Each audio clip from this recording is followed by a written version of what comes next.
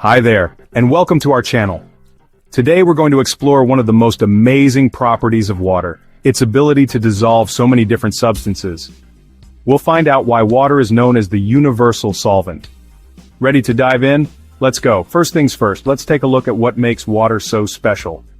Water is made up of 2 hydrogen atoms and 1 oxygen atom, forming a molecule with the chemical formula H2O. Water molecules are polar, meaning they have a positive end and a negative end. This polarity allows water to interact with and dissolve many different types of substances. Let's see how this works in action.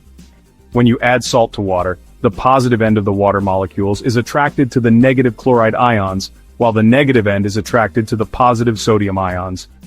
This pulls the salt apart and dissolves it into the water. But it's not just salt that water can dissolve. Water can dissolve a wide range of substances, including sugar, food coloring, and baking soda.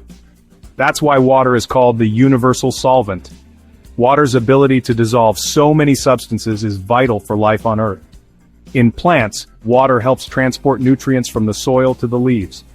In our bodies, water dissolves and carries nutrients, oxygen, and waste products to and from our cells.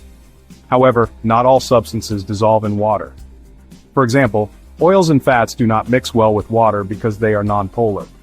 Water's polarity makes it excellent at dissolving other polar substances, but not so great with nonpolar ones. And there you have it.